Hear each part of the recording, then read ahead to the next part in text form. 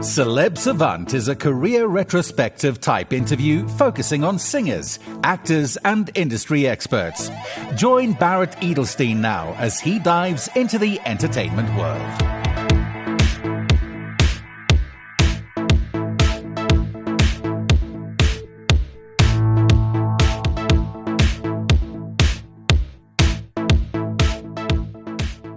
Scottish Kev Sherry is a songwriter, indie musician, journalist and comic writer. He has performed in the indie guitar band Attic Lights since 2005 and released 3 critically acclaimed albums: Friday Night Lights in 2008, Super Deluxe 2013, and Love in the Time of Shark Attacks 2019. He is also a member of the indie dance pop collective Disco Mary, who are signed to London-based Groovebound Records and Bucks Music Group Publishing.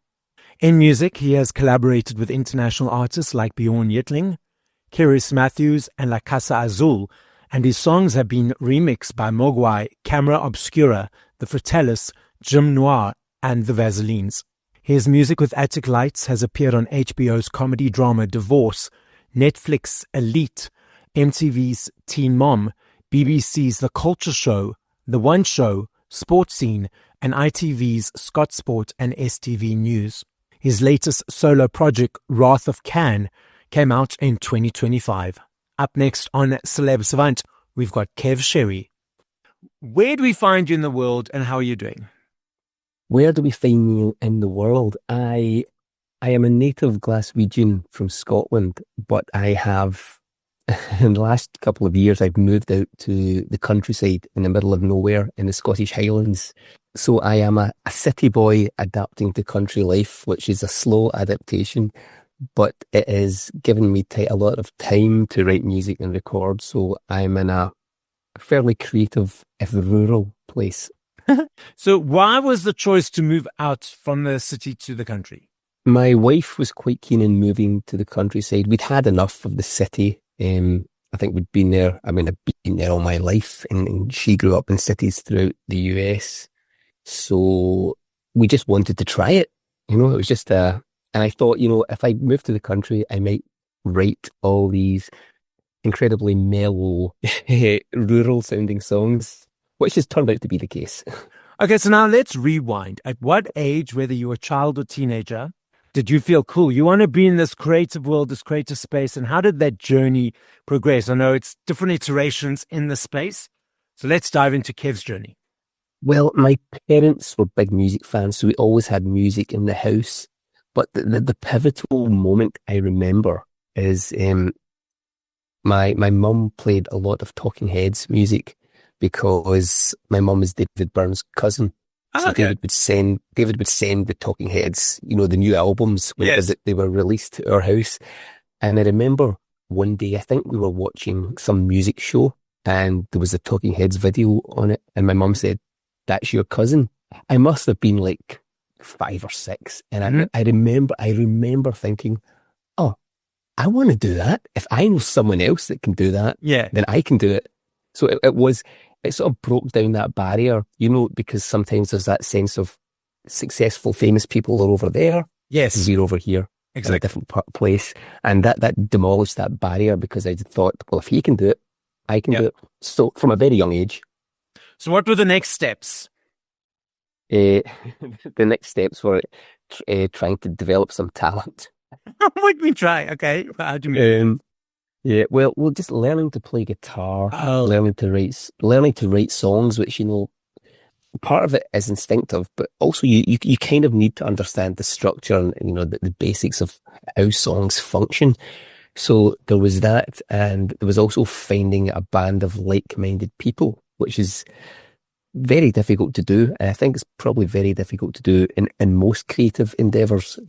Making sure you've got the right people around you who you can write with, who you're simpatico with, and who the music becomes a natural flow state rather than being forced. So it took a while. It took until my mid-20s until I met those group of guys who were my first band, Attic Lights, who got signed.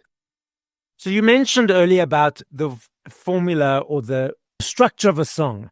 Without going too heavily into the ratios, whatever you want to call it, the mathematics. For the listeners who just listen to a song on the periphery, what is that structure for people who do not realize it? Again, it's maybe a slightly hard question to answer because every song is different, yes, as we all know as listeners. But I mean, in pop, and I'm a big pop kid. I love pop music. So you have your basic structure of verse, chorus, bridge, and conclusion, and you have to let the inspiration sort of flow into that. I guess it's like when you smelt gold or you smelt metal and you let it flow into the shape of the thing you're trying to create. Yeah. It's very much like that. I know some people view the artistic creation and songwriting as, again, a sort of mystical process that is somewhere over there, and that's what artists do. But I don't see any difference between writing a song and the conversation that you and I are having right now, because we both have a general idea of what we want to talk about, but you'll say something, I'll improvise a response, and vice versa. And I think it's the same. I think the artistic process is exactly the same, whether you're painting the Sistine Chapel, writing a song, baking a cake, making a podcast. It's all just idea, reaction. So in a way, this podcast is a song. It's interesting. I would love to know who is the person who created that structure of the song. Who was that original person way back when it said, okay, this is how it's going to be. Verse, chorus, bridge, chorus. Who was that person? And why did they say, okay, because now this person said it, we all need to follow the structure? It's an interesting analogy. I must do my research to find out. Anyhow, you reference the creative process of that conversation. So from 0 to 3 to 4 minutes in creating a song, is it easy every time? What motivated? What invigorated? Let's unpack your creative process in creating that song. And I think, I've heard a number of your podcasts before, and I think some of your guests have said something similar, which is that some songs can happen in 3 minutes, and some songs take 10 years to finish. And I think it's a strange thing, because you have to be in a state of play. I think if you take it too seriously, it doesn't work. Again, that's like a conversation, because if you're speaking to someone and you're kind of tense and worried about it, it's a stilted conversation. Whereas if you're just in a state of messing around, the best stuff always happens quickly when you're just not thinking about it, and I think that's the same with many things. So I always just try to get myself into that little play state where I'm just messing around. Naturally, sometimes, even when you are messing around, sometimes things don't come through. So when things taking a little bit longer to get there, does that frustrate you? Do you keep pushing, or do you just let it go and come back and play again another time? I should let it go and come back another time. But what normally happens is I storm about the house in a bad mood. And my wife's like, what is wrong with you? I was like, the magic isn't happening. But I've never quite learned to relax if it doesn't come, because I just get frustrated. You have been in a couple of bands in the past, and now you're creating your solo stuff. So what's the difference for you, in your experience, between being part of the band and creating solo? Well, I couldn't do the solo stuff if I hadn't been in the band, because you always learn so much from other people. And I learned so much from the Attic Lights guys and the producers we worked with, and with the record label people. I just learned so much about what music requires. So now when I'm creating solo music, I have this arsenal of experience that makes it a lot easier for me. And similarly, I have another project, a sort of pop dance electro project called Disco Mary, and that's a collaborative project that's very different from the sort of, I guess I do a very sort of classical songwriting style where it is one man with a guitar, and it's very songwritery. And that was the case with Attic Lights as well. But with my other side project, it's a sort of more like a funky jam that the songs come out of. So now, just on that reference, so you've got this Disco Mary project and your solo project. So has it ever happened that you've started creating for yourself, or vice versa with them, and then it was like, oh no, this is not working, and then you use that song for yourself or you use that song for them? Has that ever happened? Fairly often. So probably a good example is there's a Disco Mary song coming out later this year that I actually wrote as a very strummy, folky number for my solo stuff. I guess it just didn't quite work, but I was messing around with it in the rehearsal rooms with Disco Mary, and the moment we all started playing it together, it completely changed into this funk number, and I was like, oh, and I never saw that coming. Yeah. You know, you don't, so it's very hard to know how the songs will end up or what home they will have, but certainly it does happen. Although sometimes, you're like, I write this song and I'm kind of like, this sounds like a Disco Mary song, but I really want it for Kev Sherry solo. I'm not sure if you've heard me discussing this, but music's energy, energy, everything's energy. And when you're trying to control energy, it's not possible. So we can't see energy.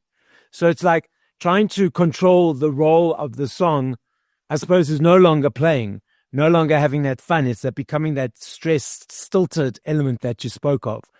So it's interesting dynamics. And also it comes to that situation of where sometimes a lot of like the record labels, they want something different, but they want the same thing that's being popular in the charts at the moment.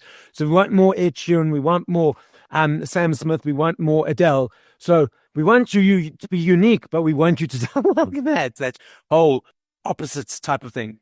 Definitely been through the ringer on that, where being on a major label with Attic Lights, who are a very indie, like very kind of alternative indie band, and it was very odd for us to sign to a major label, but they did try and sort of mold us in the direction of other, I guess, more mainstream bands they had, like The Feeling and acts like that. And we were like a square peg in a round hole, on a major label. But to your point about energy, I completely agree. When we make music, we do deal with energy, and I always love, because it's sound, and sound is an energy. And I always love that metaphor of I don't know if you're aware of, string theory. One of the kind of quantum theories about the nature of reality is basically the universe is just a bunch of strings vibrating. It's almost like the universe is a symphony. And so I sort of cling, as a musician, I cling to that, as in, yes, music is the source of all life. Have you seen that movie, What the Bleep Do We Know? No. Okay, you must Google it. It's all about quantum physics. It was released in 2000, quite a while ago now, like 20 years ago, 2025, 2026, around there. It's all about quantum physics and all that kind of stuff. It's with that deaf actress, Marlee Matlin. So it's sort of a documentary and a conversationalist with physicists and scientists in the space, but then telling the story at the same time. I'm telling you, you'll love it. It's brilliant. It sounds like it's going straight on my watch list. It's brilliant. I love CDs. I love the energy of the energy exchange for the thank you of the energy exchange for the hard work. I love the journey of the receiving, the unpacking, the songs from 1 to whatever number. I'm not sure if you're aware, CDs, vinyls, cassettes, massive comebacks around the world. Vinyls, 5.9 million sales in the UK. CDs are now in that basket of products again, whereby, based on exchanges, they analyze it for tax purposes, and there needs to be a certain amount of exchanges daily for a product to be there. And the research is showing that it's the younger kids, the teenagers and stuff, that are diving into this world. And we have the streaming platforms that people also listen to music on. Your perceptions of the landscape.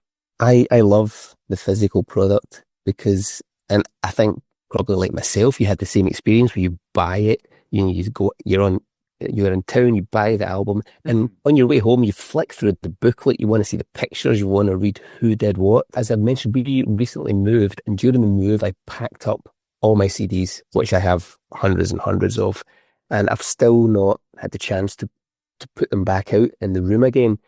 And there's a significant thing missing in my life because I can't see the diary of my life anymore. I look at the wall of CDs, and that's a narrative taking me through my entire life of all this music that I've listened to. Plus, streaming services, that they are. We can't argue with them. They exist and we all use them, at least I do. But it's very difficult to have a library with a streaming service. You know, when I look at my library of CDs, I'll see something that I haven't listened to in ages and wouldn't have thought to listen to, but I don't see it on Spotify or on Apple Music. I can't randomly stumble across something. So I think we've maybe lost an element of, you know, how we listen to and how we discover or remember to listen to old records, because we don't see it anymore and we don't have that visual diary of our life there. When you unpack them, how do you display your CDs? Is it just random? Is it in alphabetical order? I'd like to hear how you do that. It always starts in alphabetical order, and then after about 3 years, it's a mess, and I need to go back and redo it.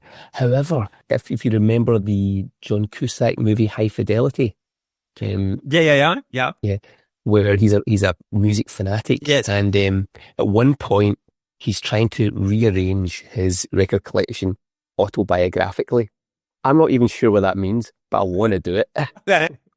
It's interesting. So with my CDs also, they're still in boxes at the moment, but because I was living overseas, I came back and I still haven't settled yet. I've got this massive wooden CD rack that I had built with glass doors. It's got locks. I'm the only one who's allowed in there. No one's allowed in there except me. And I put them in alphabetical order. So for example, Kev Sherry will be under S. So if it's an artist, it will be under their surname. If they're like Adele, it'll be under A. If it's a group, then it'll be the first name of the group. And say, for example, Kev Sherry. Say, for example, you've got 2-3 albums. It'll be first album, second album. And then when the new album comes out, I have to move all of those ones underneath to slot in. So in between each letters, there's a gap. So I can do that movement. And I do it every 6 months. And it's tiring. And it's fun. And it's irritating. And my shoulders get sore. But it's great. You know, I should have thought of the gap idea, because that's my problem. I have to squeeze things in or just leave them out, and then that's why 3 years later I need to rearrange everything. What do you enjoy about performing live? I think essentially I'm a show-off. Okay. I love the connection. When I go to a gig, I love getting that, getting my mind blown by a performance or the interpretation of a tune. And I want to do that, I want to reach out and, just the act of performing itself is a great joy. The act of singing and playing guitar is an extremely joyful experience for me. And if you can do that and connect with other people and see in someone's eyes that they're feeling the same thing that your song is communicating, that's like the greatest buzz ever. I'm that person who's up in front. I'll take my cell phone out for a couple of videos, couple of photos, and I put it away. A lot of times these days, people have their cell phones out for a lot of time doing videoing, but then also posting and whatever. From the person on the stage seeing that, maybe sometimes more people's phones than eyes, does that frustrate you and remove people from the connection? Or it's just where, again, we are at the moment of society? Probably a bit of both. On the one hand, I like the fact that someone is probably going to put that on social media and help promote me and my music. On the other hand, I just want to say, live in the now, be in the moment. Also, you're getting in someone else's way. So it's a sort of double-edged sword, but in an ideal world, just bathe in the music, put your phone away. Yeah. I went to see Boy Genius perform a couple of years ago, and they, for a couple of songs, were quite clear about asking the audience to put their phones away.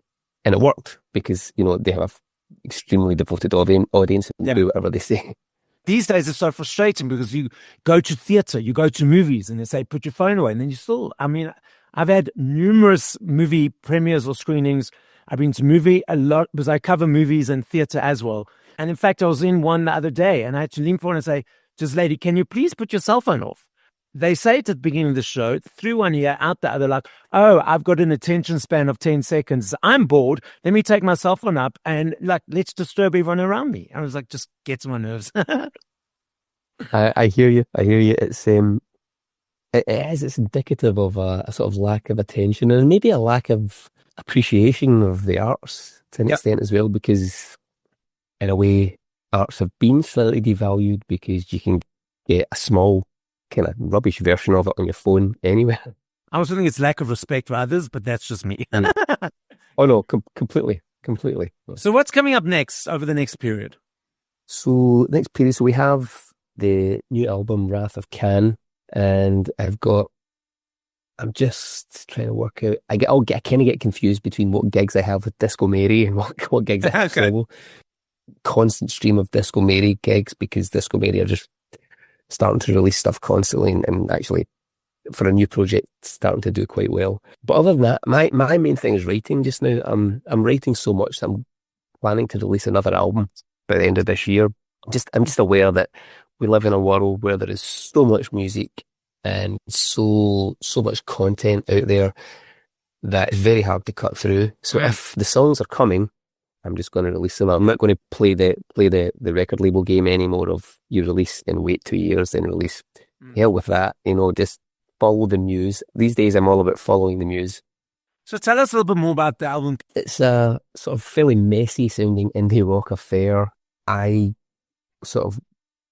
starting point in music was, I guess, that's that 90s kind of lo-fi, sort of slightly broken sounding music, the bands like Pavement and I guess the sort of grunge scene, and just very raw sounding stuff. So I've quite purposefully went for a very unproduced sound where it almost sounds like a band playing live. That was the intention of this record. It has a bunch of songs about my relationship with my wife. The title is based on an idiotic discussion I had with her, where we have this thing in our relationship where we try and psych each other out. And bear in mind that so I'm from the UK and my wife is American, so there are certain cultural differences and certain parts of our histories that we don't understand. So I managed to convince her, even though I was maybe 3 or 4 years old at the time, I managed to convince her that I was an extra in a scene in the Star Trek movie Wrath of Khan. It's just that I'm not really a Trekkie, but it just seemed like a daft idea. And she kind of half believed me, but I just kept up the pretense. And I start laughing, she starts laughing, but neither of us are backing down. So I thought Wrath of Khan, but I'll change the Khan to CAN on a note of positivity. And certainly in a world of extreme negativity, we could do with some positivity. So this is the wrath of the positive striking back against the negative. I love this game. I know I've had to ask you this question in 2 minutes, 10 years, 5 minutes. I know your answer will be different every time. I recognize that and understand that. I'm not saying favorite, I'm saying top of mind. If you had to push play to 5 artists, once you finish this conversation, and if you can think of specific songs from those artists, who would those artists be? And if you can think of songs, what would those songs be? To my mind, one of the greatest pop songs ever written is Crazy by Gnarls Barkley. I know most people are sick to death of it, but I just love it. I think it's a phenomenal piece. So that would be one. A second one, I'm a massive fan of Neil Young, the sort of Canadian-American singer-songwriter. So I'd probably put one of his songs, probably Like a Hurricane, up there. There's a very underappreciated and unknown song that was a minor hit in the UK in the mid-90s by a duo called McCalmont and Butler. And the song's called Yes. Yes. I've interviewed David for... oh, wow. Yes, with Hi-Fi Sean, because they've released albums together recently. So great song. I've got that CD. Oh, tremendous. Tremendous. So I think I'm on 3 right yes, now. 3 more. Now, this is where I really need my missing CD collection to stare at.